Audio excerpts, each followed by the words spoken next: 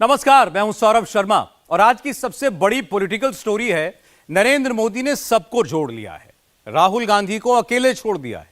28 पार्टियों वाली INDI alliance वहीं पहुंच गई है जहां 2019 के वक्त थी। इंडी अलायंस खत्म होकर वापस यूपीए बनता दिखाई दे रहा है। नीतीश कुमार का जाना करीब करीब तय हो गया है, बस टाइमिंग क्या होगी यह तय होना बाकी है। ममता राहुल का साथ छोड़ चुकी हैं। बंगाल में घुसते ही राहुल के पोस्टर टीएमसी के नेता खुद फाड़ रहे हैं और अखिलेश यादव भी अकेले जाने का फैसला कर चुके हैं, राहुल को छोड़ चुके हैं। मोदी ने आज सुबह सही कहा था, बहुत बड़ा बहुमत मिलने वाला है। आज की तारीख में नरेंद्र मोदी कितनी सीट जीतने के करीब पहुंच चुके हैं और राहुल गांधी के कितने दोस्त उनका साथ छोड़ चुके हैं। आपको बंगाल की, बिहार की, यूपी की पूरी पॉलिटिक्स समझनी है तो बहुत ध्यान से यह रिपोर्ट देखिए।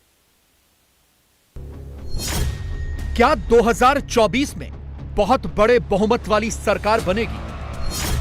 बड़े बहुमत वाली सरकार मतलब सिर्फ 282 सीट नहीं, सिर्फ 303 सीट नहीं, इससे भी ज्यादा, 400 भी नहीं, 450 से ज्यादा।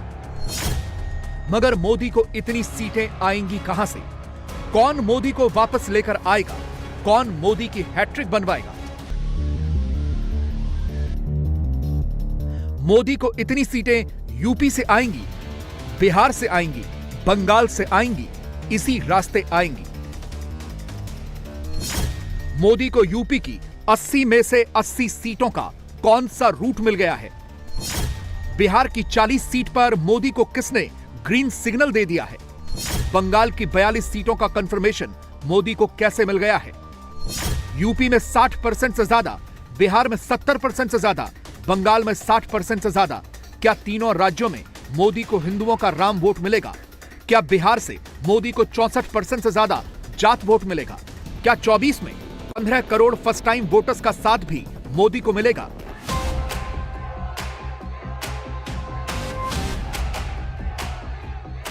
और क्या राष्ट्रवाद वाला वोट भी मोदी के ही खाते में जुड़ेगा? 24 का सबसे बड़ा प्रेडिक्शन हो गया है और यह भविष्यवाणी खुद मोदी ने की है। एक बार नहीं, बैक टू बैक 11 बार की है। आपका वोट, आपका एक वोट, आपका एक वोट, आपका एक वोट, आपका एक वोट, आपका एक वोट, आपका एक वोट, आपका एक वोट, आपका एक वोट, आपका एक वोट, आपके एक वोट में बहुत बड़ी ताकत है। मोदी ने अयोध्या में राम राम करके 80% राम भक्तों को जोड़ लिया। दिल्ली में नमो नमो नव मतदाता को नमन करके 15 करोड़ यूथ से भी कनेक्ट कर लिया। कर्पूरी ठाकुर को भारत रत्न देकर पिछड़ा, अति पिछड़ा और गरीबों का एकमुश्त वोट भी अभी से सिक्योर कर लिया। 24 में बहुत बड़े बहुमत वाली सरकार बनाने के लिए मोदी के मेगा प्लान को एक एक करके डिकोड करते हैं और सबसे पहले आपको बुलंदशहर लेकर चलते हैं, जहां मोदी ने चुनावी बिगुल नहीं फूंका, पब्लिक ने मोदी के लिए चुनावी बिगुल फूंक दिया है। आज मैं देख रहा था कि आज बुलंदशहर में मोदी चुनाव का बिगुल फूकेंगे। मोदी को न पहले जरूरत थी, न आज जरूरत है, न आगे जरूरत है चुनाव के बिगुल फूंकने की। मोदी के लिए तो ये जनता जनार्दन बिगुल फूंकती रहती है। अब आप सोचेंगे मोदी ने बुलंदशहर को ही क्यों चुना? इसके दो कारण हैं, नंबर 1 धार्मिक और नंबर 2 पॉलिटिकल। पॉलिटिकल इसलिए क्योंकि बुलंदशहर पश्चिमी उत्तर प्रदेश में आता है। यहां यूपी की 80 में से 27 लोकसभा सीटें हैं। 2019 के लोकसभा चुनाव में पश्चिमी यूपी से बीजेपी को 27 में से 19 सीटें मिली थी, जो 2014 के मुकाबले 6 सीट कम थी। 14 में बीजेपी ने इस रीजन से 25 सीटें जीती थी। अब की बार मोदी इस रीजन में अभी से पूरी ताकत झोंकना चाहते हैं। 29 में से 29 सीटें बटोरना चाहते हैं।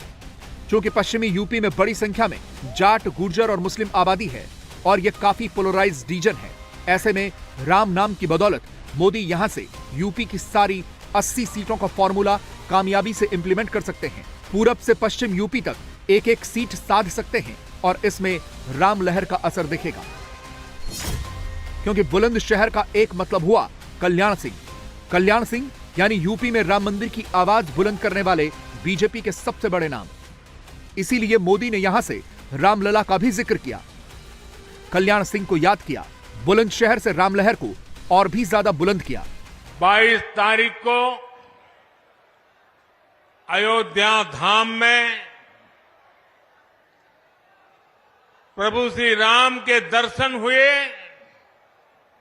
और अब यहां जनता जनार्दन के दर्शन का सौभाग्य मिला है।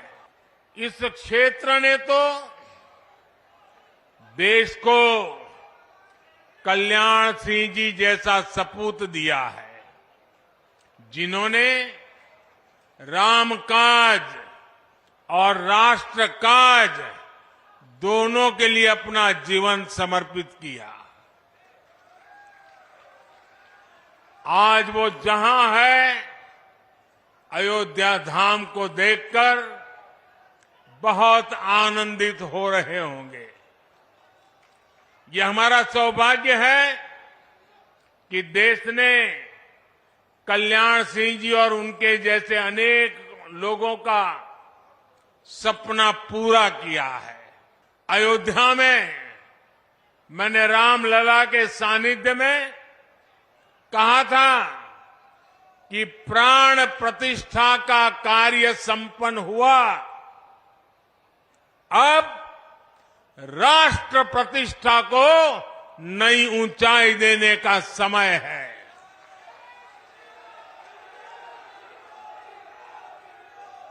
हमें देव से देश और राम से राष्ट्र के मार्ग को और प्रशस्त करना है। पहले मोदी हिंदू सेंटिमेंट को हिंदू डेवलपमेंट से जोड़ते हैं, फिर युवाओं को अपने पाले में करते हैं। गुरुवार को मोदी ने यही किया। मौका नेशनल वोटर्स डे का था, मगर मोदी ने उन युवाओं के बीच 24 के लिए नमो नव मतदाता वाला प्लान इंप्लीमेंट कर दिया। शायद मेरे जीवन में इतना बड़ा युवाओं के साथ संवाद करने का ये पहला अवसर है, और शायद दुनिया के किसी राजनेता के लिए भी ये पहला अवसर होगा। और मुझे अच्छा लगा, इन नव मतदाता को नमन करने का कार्यक्रम है, नमो नव मतदाता। तो मैं सबसे पहले सभी नव मतदाताओं को भारत का भाग्य निर्माण करने के लिए नमन करता हूं, निमंत्रित करता हूं। जिले, प्रदेश और देश के स्तर पर होने वाले सारे चुनावों में आपकी जिम्मेदारी सबसे बड़ी होगी। आपका वोट ये तय करेगा कि भारत की दिशा क्या होगी। आपके लिए जरूरी है कि अगले भारत का भाग्य उज्जवल बनाने के लिए वोट दें। इसलिए याद रखिएगा, आपका एक वोट और देश के विकास की दिशा दोनों आपस में जुड़े हुए हैं। आपका एक वोट भारत में एक स्थिर और बड़े बहुमत वाली सरकार लाएगा। अब आपके मन में सवाल आएगा, 24 के लिए मोदी का इतना फोकस यूथ पर क्यों है? इसका जवाब कुछ आंकड़ों में है। 2019 में जो फर्स्ट टाइम वोटर्स 8 करोड़ थे, 24 में वही वोटर्स करीब 15 करोड़ होंगे, जो एक बड़ा वोट बैंक है। एक स्टडी के मुताबिक 2009 में देश में 58% यंग वोटर्स थे। 14 और 19 में यह संख्या 10% बढ़कर 68% हो गई। नोट करने वाली बात यह है कि 2019 में यंग इंडिया की प्रेफर्ड पार्टी बीजेपी ही थी। 2009 में 18 से 22 साल के 21%, 14 में 36%, तो 19 में 41% फर्स्ट टाइम वोटर्स ने बीजेपी को वोट दिया। पीएम की पोस्ट के लिए 18 से 22 साल और 23 से 25 साल के 51% युवाओं की पसंद भी मोदी ही थे। इस बार भी मोदी का खास अटेंशन यंग वोटर्स की तरफ है। तभी तो बीजेपी ने 24 में युवाओं के लिए जो थीम कॉइन की है वो है if you are 18 why are you waiting, come for voting. और मोदी कैमरे पर आकर इसकी वजह बता रहे हैं। पूर्ण बहुमत वाली सरकार की ताकत भी समझा रहे हैं। 24 में क्या होगा इसका इशारा भी दे रहे हैं। मेरी प्राथमिकता आप सभी युवा ही है। मैंने हमेशा देश के युवाओं पर सबसे अधिक विश्वास किया है। आपके एक वोट में बहुत बड़ी ताकत है। साथियों, जब देश में पूर्ण बहुमत वाली सरकार होती है, जब देश में स्थिर सरकार होती है, तो देश बड़े फैसले लेता है, दशकों से लटकी हुई समस्याओं को सुलझाकर आगे बढ़ता है। और साथियों, मैं बताता हूं, मैं जब दुनिया के बड़े बड़े दिग्गजों को मिलता हूं ना, बड़े बड़े नेताओं को मिलता हूं ना, दुनिया के कोई भी बड़े देश हो, जब मैं उनसे हाथ मिलाता हूं ना, तो अकेला मोदी हाथ नहीं मिलाता है। 140 करोड़ देशवासी मेरे साथ खड़े होते हैं। और ये दुनिया को प्रभावित करता है। ये ताकत होती है पूर्ण बहुमत वाली सरकार की। यानी मोदी राम भक्तों को भी जोड़ चुके हैं, युवाओं से भी लिंक स्टैब्लिश कर चुके हैं। आधा काम तो हो चुका है, बाकी का काम बिहार में शुरू है। मोदी को बिहार की 40 की 40 लोकसभा सीटें चाहिए। अब आप पूछेंगे ये कैसे होगा, तो इसका जवाब यह है कि बिहार में इंडी अलायंस का लिंक टूटता दिख रहा है। नीतीश ने इंडी अलायंस को डंप करने का करीब करीब मन बना लिया है। इसे सीक्वेंस में समझिए। बुधवार को नीतीश ने बिना नाम लिए लालू एंड फैमिली की परिवारवादी राजनीति पर हमला किया। गुरुवार को मोदी भी परिवारवादी पार्टियों पर हमलावर हो गए। आजकल तो बहुत लोग अपने परिवार को बढ़ाते रहता है, लेकिन आप समझ लीजिए कि जननायक कर्पूरी ठाकुर जी कभी भी अपने परिवार को नहीं बढ़ाए। और एक ही बात जान लीजिए कि जननायक कर्पूरी ठाकुर जी से ही सीख करके हमने भी अपने किसी परिवार को आज तक नहीं बढ़ाया है। यह पक्का जान लीजिए। हम और लोगों को बढ़ावा देते हैं। तो इसीलिए एक सब चीजों को याद रखिए। कौन क्या बोलता है, बोलते रहे, हमको उससे कोई लेना देना नहीं। परिवारवाद एक ऐसी बीमारी है जो देश के युवाओं को आगे बढ़ने से रोकती है। आपने देखा है कि परिवारवादी पार्टियों में दूसरे युवा कभी आगे नहीं बढ़ पाते। परिवारवादी पार्टी के नेताओं की सोच ही युवा विरोधी होती है। आपको अपने वोट की ताकत से ऐसी परिवारवादी पार्टियों को हराना है। 24 घंटे के अंतराल में नीतीश और मोदी ने परिवारवादी पार्टियों पर एक सुर में अटैक क्यों किया, इस कनेक्शन को आगे समझेंगे। पहले बिहार की उठापटक समझिए। जैसे ही नीतीश ने फैमिली पॉलिटिक्स वाला बम फोड़ा, कर्पूरी ठाकुर को भारत रत्न दिए जाने पर मोदी को थैंक यू कहा, आरजेडी और जेडीयू में तल्खी बढ़ गई। लालू यादव की बेटी रोहिणी आचार्य ने एक के बाद एक नियत में खोट वाले 3 ट्वीट्स कर दिए। बाद में इन ट्वीट्स को डिलीट भी कर दिया, मगर तब तक देर हो चुकी थी। रोहिणी आचार्य जो है एक तरह से हमला कर रही हैं। हमला लालू जी की बेटी, आप तो बहुत अच्छे से जानते हैं, बचपन से आपने देखा है। बच्चे जो हैं उनको बड़ों के मामले में नहीं बोलना चाहिए, ये हमारे रीति रिवाज। नीतीश ने फौरन डिटेल मंगवा ली। लालू यादव की बेटी ने क्या कहा, क्यों कहा, सबकी डिटेल खंगाल ली। इसके बाद नीतीश कैबिनेट की मीटिंग में तल्खी दिखी। मंत्री और अफसर ने नाश्ता खत्म भी नहीं किया था कि सिर्फ 15 मिनट में कैबिनेट की बैठक खत्म हो गई। तेजस्वी यादव इंतजार करते रह गए। नीतीश कुमार हाथ जोड़कर बिना कुछ बोले ही मीटिंग से निकल गए। बिहार में यह पूरा घटनाक्रम गुरुवार को हुआ है, मगर भूमिका बुधवार रात से ही बनने लगी थी। और लोकेशन थी दिल्ली। नरेंद्र मोदी ने अमित शाह और जेपी नड्डा के साथ करीब करीब 3 घंटे की मीटिंग की। इसी मीटिंग में पटना की फाइल ओके हुई और ग्रीन सिग्नल दे दिया गया। इस वक्त दिल्ली से लेकर बिहार तक हलचल बढ़ गई है। बीजेपी के प्रदेश अध्यक्ष सम्राट चौधरी को आनन फानन में दिल्ली बुला लिया गया है। अमित शाह से देर रात मुलाकात की खबरें आ रही हैं। यानी एक लाइन में कहें तो पटना से नीतीश कुमार वाली फाइल अब दिल्ली पहुंचेगी और उस फाइल को गुरुवार देर रात तक क्लियर कर दिया जाएगा। बैठक होती तो बताता हूँ।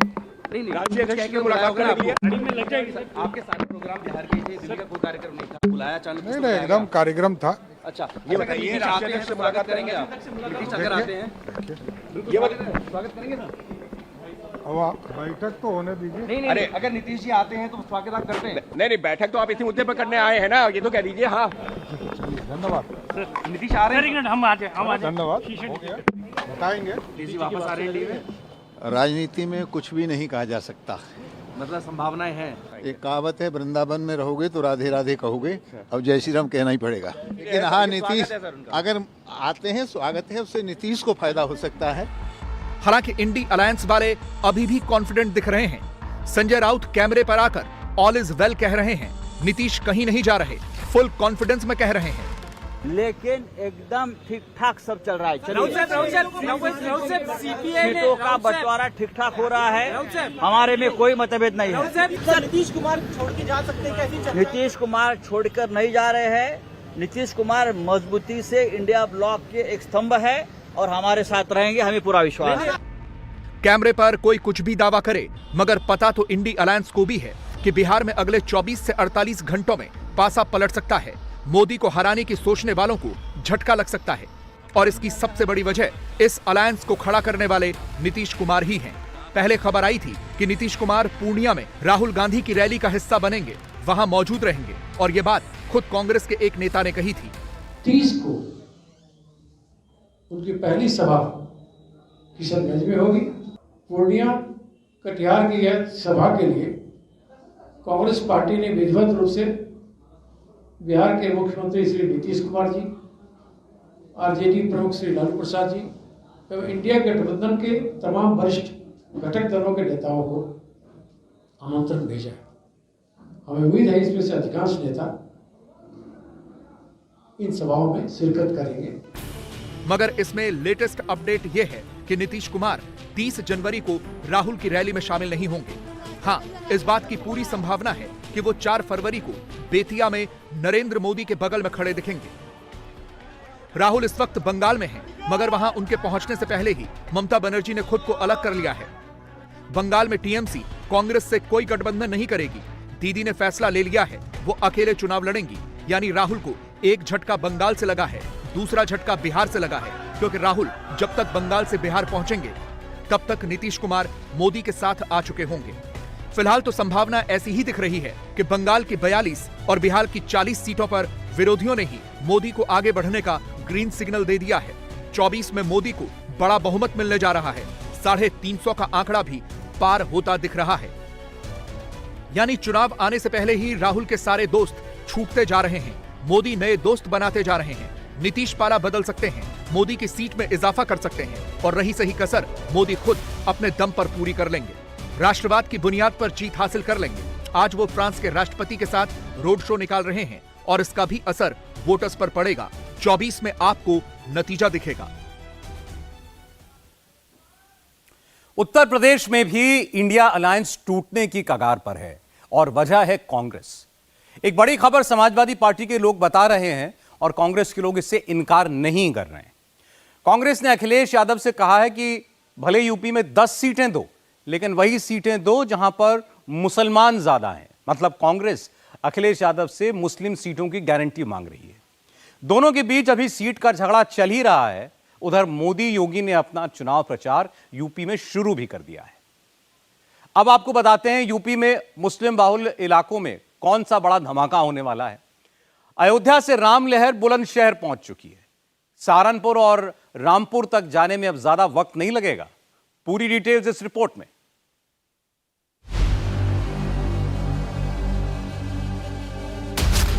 यूपी की मुस्लिम बाहुल्य सीटों के रुझान चौंकाने वाले।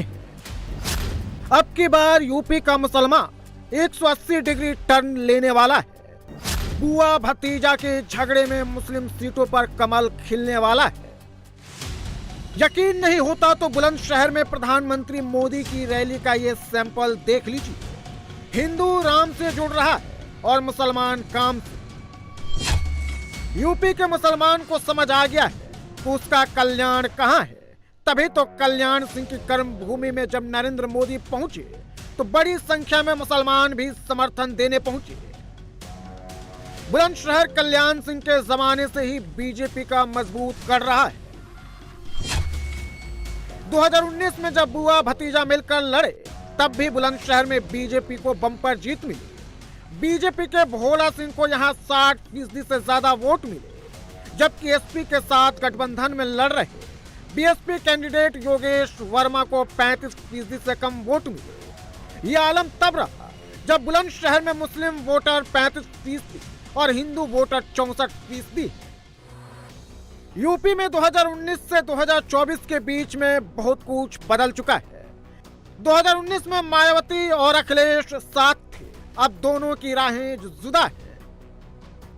कांग्रेस जीतने के लिए नहीं, जमानत बचाने के लिए पार्टनर की तलाश में, लेकिन ना मायावती घास डाल रही हैं और ना अखिलेश हरी झंडी दे रहे हैं। यूपी में कांग्रेस 20 सीटें मांग रही, अखिलेश कांग्रेस को 10 सीट से ज्यादा देना नहीं चाहते। सभी मुस्लिम बाहुल्य सीटें अखिलेश खुद लड़ना चाहते हैं, कांग्रेस को गैर मुस्लिम सीटें ऑफर कर रहे हैं। मतलब तमाम मतभेदों के बावजूद कांग्रेस, एसपी, बीएसपी में एक बात कॉमन, तीनों मुसलमानों के भरोसे चुनाव लड़ रहे हैं। देश में असम, बंगाल और केरल के बाद सबसे ज्यादा मुसलमान यूपी में 20% मुस्लिम वोटर है, लेकिन पश्चिमी यूपी में 26% से ज्यादा मुसलमान हैं, जहां से प्रधानमंत्री ने राम मंदिर के उद्घाटन के बाद चुनावी शंखनाद किया। यूपी की 80 लोकसभा सीटों में 18 ऐसी हैं जहां मुसलमान 30 से 50% के करीब हैं। यूपी के 7 जिले ऐसे हैं जहां मुसलमान 40% से ज्यादा हैं। इनमें मुरादाबाद में 51%, रामपुर में 50%, बिजनौर में 43%, सहारनपुर में 42%, शामली में 42%, मुजफ्फरनगर में 41% और अमरोहा में भी 41% मुसलमान हैं। 2019 में 6 मुस्लिम सांसद चुनाव जीते थे, जिसमें पश्चिमी यूपी से 5 और एक पूर्वांचल की गाजीपुर सीट से। 2019 में मुस्लिम बाहुल्य सीटों पर बीजेपी कैसे कमल खिलाएगी, बीजेपी को मुस्लिम इलाकों से क्या रुझान मिले, जिसकी वजह से वो कॉन्फिडेंट है कि इस बार मुस्लिम सीटों पर जीत पक्की है। और मैं ये कहना चाहूंगा, श्री माननीय योगी जी और श्री माननीय भाईजान मोदी जी, जिंदाबाद जिंदाबाद। बीएसपी, एसपी अलग अलग चुनाव लड़ रहे हैं। कांग्रेस से गठबंधन अभी पक्का नहीं हुआ है। विपक्ष को मिलने वाले मुस्लिम वोट का बंटवारा होगा। मुस्लिम वोट अखिलेश, मायावती और राहुल गांधी के बीच बंटेगा। जब मुसलमान बंटता है तो मुस्लिम सीटों पर क्या होता है, इसके लिए हम आपको 2 सैंपल दिखाते हैं। पहला सैंपल सहारनपुर का है, जहां 41% से ज्यादा मुसलमान हैं। सहारनपुर में 2019 में बीएसपी के हाजी फजरुल रहमान जीते, उन्हें 5,14,129 वोट मिले। बीजेपी के कैंडिडेट राघव लखनपाल को 4,91,722 वोट मिले। बीजेपी 22,417 वोट से हार गई। साल 2014 में सहारनपुर सीट पर बीजेपी के राघव लखनपाल को 4,72,999 वोट मिले। कांग्रेस के इमरान मसूद को 4,07,909 वोट मिले। बीएसपी के जगदीश सिंह राणा को 2,35,033 वोट मिले। समाजवादी पार्टी के शाहजहान मसूद को 52,765 वोट मिले। 2014 में कम वोट मिलने के बावजूद बीजेपी जीती और 2019 में ज्यादा वोट मिलने के बावजूद बीजेपी हारी, क्योंकि 2014 में कांग्रेस, बीएसपी और एसपी तीनों अलग अलग लड़े थे और 2019 में एसपी बीएसपी का गठबंधन था। इस बार भी सिचुएशन 2014 जैसी है और नतीजे भी 14 वाले ही हो सकते हैं। मतलब मुस्लिम बाहुल्य सीट पर बीजेपी की जीत पक्की है। प्रधानमंत्री जी ने जो पूरे देश के अंदर, हमारे उत्तर प्रदेश के अंदर खास तरह से जो योजनाएं जो लोकार्पण किया है आज, उसके लिए उनका बहुत बहुत धन्यवाद है और उत्तर प्रदेश में उनका बहुत हार्दिक स्वागत है। प्रधानमंत्री जी हमेशा से ही तो सबका साथ, सबका विकास, सबका विश्वास के लिए काम कर रहे हैं और हम सबको भी प्रयास करना चाहिए कि प्रधानमंत्री नरेंद्र मोदी जी की जो अब लोकसभा चुनाव आ रहे हैं उसमें तीसरी बार बहुत ज़्यादा सीटों से प्रधानमंत्री बने और ऐसी हमारी कामना है, ऐसी हमारी दुआएं भी हैं और उनको अल्लाह ताला जिंदगी में हमेशा और ज़्यादा ऊंचे शिखर पर पहुंचाए। बिल्कुल 400 पार जाएंगी मुस्लिम वोट पूरी तरह से अब भारतीय जनता पार्टी के साथ है। समाजवादी और कांग्रेस और बसपा और ओवैसी जी ने हमेशा मुसलमानों को इस्तेमाल किया है, लेकिन अब मुसलमान जागरूक हो चुका है, भारतीय जनता पार्टी के साथ है। योगी पश्चिमी यूपी की मुस्लिम सीटों पर इस बार कैसे कमल खिलाएंगे, इसका एक और सैंपल देखते हैं। अमरोहा में 41% मुसलमान हैं। 2019 में अमरोहा सीट पर बीएसपी के कुंवर दानिश अली चुनाव जीते थे। दानिश अली को 6,01,082 वोट मिले, जबकि बीजेपी के कंवर सिंह तंवर को 5,37,834 वोट मिले। दानिश अली ने बीजेपी कैंडिडेट को 63,248 वोट से हराया। 2014 में बीजेपी के कंवर सिंह तंवर को 5,28,880 वोट मिले। एसपी की हुमेरा अख्तर को 3,70,666 और बीएसपी की फरहत हुसैन को 1,62,983 वोट मिले थे। कंवर सिंह तंवर 2014 में कम वोट मिलने के बावजूद जीते, जबकि 2019 में ज्यादा वोट मिलने के बावजूद उनकी हार हुई। जाहिर है गठबंधन होने से मुस्लिम वोटों का बंटवारा नहीं होता और गठबंधन नहीं होने से मुसलमान एसपी बीएसपी में बट जाते हैं। इसका फायदा बीजेपी को मिलता है। इस बार भी 2014 की तरह बीजेपी के दोनों हाथों में लड्डू है, क्योंकि अखिलेश मायावती एक दूसरे के खिलाफ चुनाव लड़ रहे हैं। मुसलमानों का तुष्टीकरण वाली राजनीति से तेजी से मोह भंग हो रहा है। इसका परफेक्ट एग्जाम्पल आज बुलंदशहर की रैली में दिखा, जहां 50 गांवों के मुस्लिम प्रधानों ने हिस्सा लिया और कहा कि इस बार बीजेपी 400 पार जाएगी। विकास हो रहा बराबर, सही सबको लाभ मिल रहा बगैर भेदभाव के। आपने पूरी बात, हाँ पूरी बातचीत सुनी।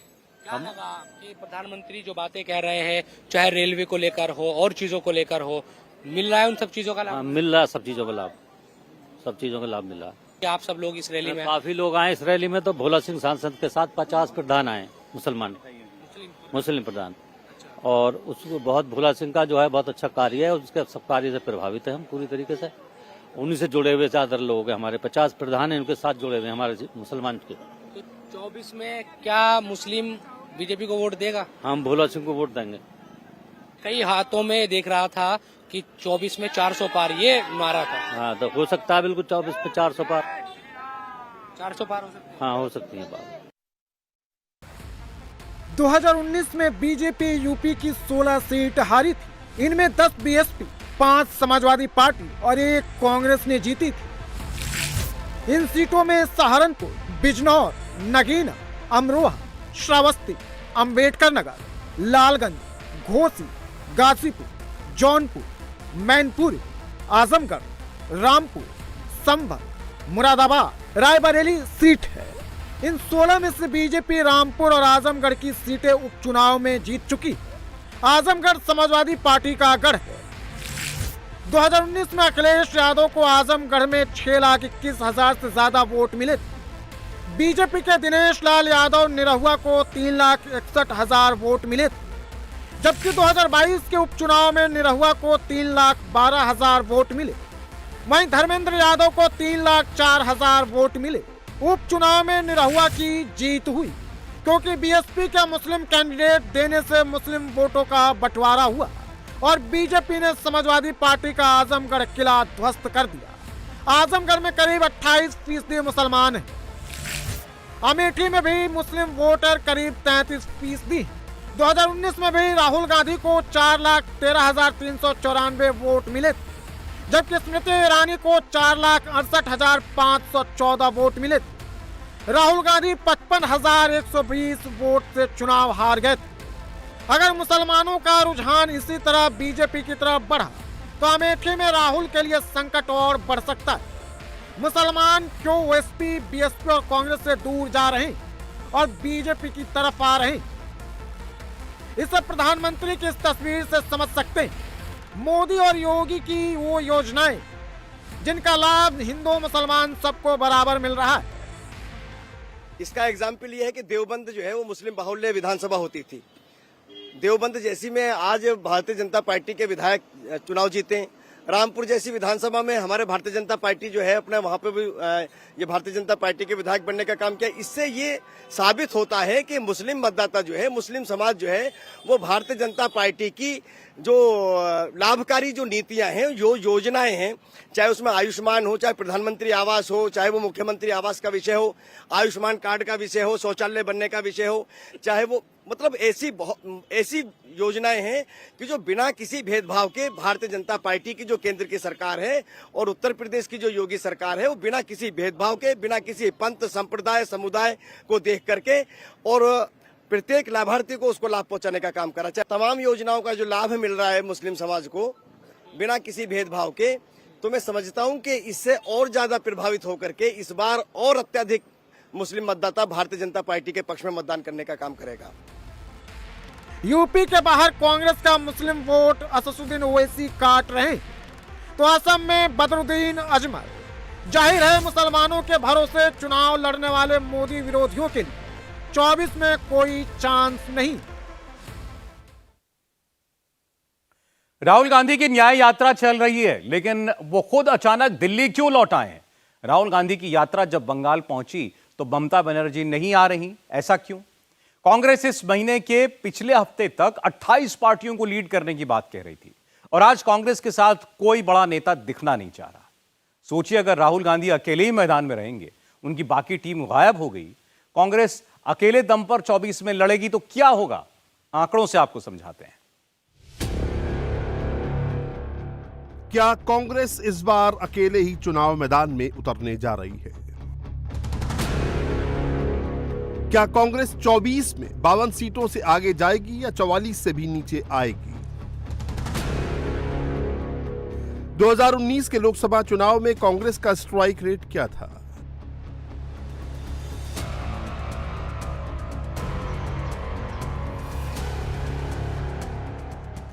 चौबीस के लोकसभा चुनाव से कांग्रेस नेता राहुल गांधी न्याय यात्रा निकाल रहे हैं। वहीं इंडी अलायंस में कांग्रेस के सहयोगी एक एक कर हाथ छोड़ते जा रहे हैं। राहुल आज सुबह बंगाल के कूच बिहार जिले में पहुंचे, लेकिन शाम होते होते नीतीश कुमार के एनडीए में जाने की खबर सुनकर आनन फानन में दिल्ली लौट रहे हैं। दरअसल एक दिन पहले पश्चिम बंगाल में ममता ने कांग्रेस के साथ गठबंधन से इनकार किया। इसके बाद पंजाब में भगवंत मान ने अकेले लोकसभा चुनाव लड़ने का ऐलान कर दिया। वहीं बिहार में आज नीतीश कुमार ने पाला बदलने की तैयारी कर ली है, जबकि यूपी में कांग्रेस और सपा में बातचीत बंद है। इन 4 राज्यों में से यूपी, बिहार और पश्चिम बंगाल में कांग्रेस का संगठन तक नहीं बचा है। पंजाब में 2019 में कांग्रेस ने अच्छा प्रदर्शन किया था, लेकिन उसके बाद से अमरिंदर सिंह और सुनील जाखड़ जैसे बड़े नेता साथ छोड़कर बीजेपी में जा चुके हैं।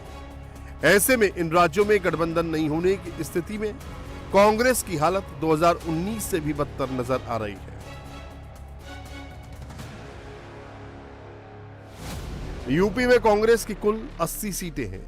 2019 में कांग्रेस ने 6.36% वोट के साथ सिर्फ 1 सीट जीती थी। पश्चिम बंगाल में कुल 42 सीट है। कांग्रेस ने 5.67% वोट के साथ सिर्फ 2 सीट जीती। बिहार में कुल 40 सीटें हैं। कांग्रेस ने 7.70% वोट के साथ सिर्फ 1 सीट जीती।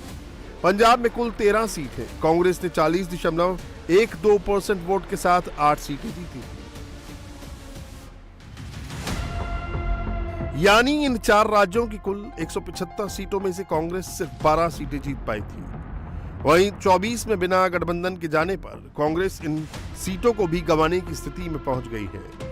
दरअसल पंजाब को छोड़ दें तो यूपी, बिहार और पश्चिम बंगाल में मुस्लिम वोट काफी अहम है। गठबंधन नहीं होने पर इनके बंटने की संभावना है। पश्चिम बंगाल में मुस्लिमों की 27% आबादी है। गठबंधन नहीं होने पर यह वोट टीएमसी और कांग्रेस में बटेगा। वहीं यूपी में 20% मुस्लिम आबादी है। यहां भी सपा, कांग्रेस और बसपा में वोट बटेगा। बिहार में 18% मुस्लिम आबादी है। यहां भी कांग्रेस, आरजेडी और जेडीयू में वोट बटेगा। दरअसल कांग्रेस ने 2014 के लोकसभा चुनावों में अब तक सबसे खराब प्रदर्शन किया था। वहीं 2019 में ऐसी स्थिति रही। ऐसे में इन राज्यों में गठबंधन नहीं होने की स्थिति में कांग्रेस की हालत 2019 से भी बदतर नजर आ रही है। 24 में सहयोगियों के लगातार छोड़ने की वजह से कांग्रेस एक बार फिर 2014 से भी कम सीटों पर रहने जा रही है। ऐसी स्थिति में अगर कांग्रेस अकेले चुनाव लड़ती है तो क्या होगा? सबसे पहले बात पिछले 4 लोकसभा चुनावों में कांग्रेस के प्रदर्शन की।